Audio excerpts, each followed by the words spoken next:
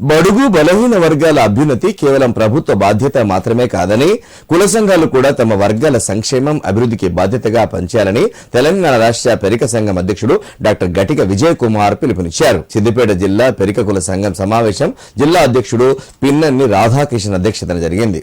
ఈ సమావేశానికి ముఖ్య అతిథిగా ఆయన హాజరై మాట్లాడారు.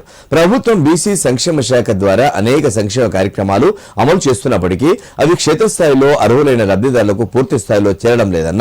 కుల సంఘాల సమన్వయంతో సంక్షేమ కార్యక్రమాలు చేపడితే మరింత సమర్థవంతంగా అమలవుతాయని అభిప్రాయపడ్డారు. తెలంగాణ రాష్ట్ర పెరిక సంఘం ఆధ్వర్యంలో తమ కులానికి చెందిన పేద కుటుంబాలు విద్యార్థుల సంక్షేమం కోసం పలు సేవా కార్యక్రమాలు నిర్వహిస్తున్నట్లు ఆయన తెలిపారు. ఈ సమావేశంలో సిద్దిపేట జిల్లా పెరిక సంఘం నూతన అధ్యక్షుడిగా లక్కరసు సుధాకర్ను ఏకగ్రీవంగా ఎన్నుకున్నారు. అలాగే సిద్దిపేటలో హైదరాబాద్ ప్రధాన రహదారి వెంట పెరిక కుల భవన నిర్మాణం కోసం 60 ఎకరం స్థలాన్ని కేటాయించేందుకు కృషి చేసిన మాజీ మంత్రి హరీష్ రావుకు సంఘం నాయకులు ఈ సందర్భంగా కృతజ్ఞతలు తెలిపారు. పెరిక సభ్యులందరికీ నా హృదయపూర్వక నమస్కారాలు. మాయందు దళలసి పెద్దలు అందరూ మా మీద ఈ బరువును పెట్టినందుకు మేము చాలా సంతోషిస్తున్నాం.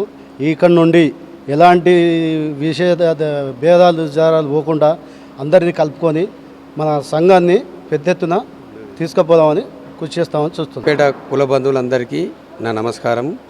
నేను లక్కర్ సుధాకర్ వర్మను. నన్ను నా తోటి బంధుమిత్రులు కులస్తులందరూ కలిసి ఏకగ్రీవంగా జిల్లా అధ్యక్షునిగా ఎన్నుకున్న సందర్భంగా నేను నా కుల ఐక్యతకు నా కుల అభివృద్ధికి నేను పాటుపడతాను. ఏ సమస్య అయినా ముందుండి నేను అన్ని విధాలా వాళ్ళకి సహకరిస్తాను. ప్రతి విషయాన్ని మా సంఘ సభ్యులు రాష్ట్ర కార్యవర్గం ముందు తీసుకెళ్ళి ప్రతి విషయంలో నేను పోరాడతాను. అందరికీ సమాన న్యాయంతో అందరికీ అందుబాటులో ఉంటాను.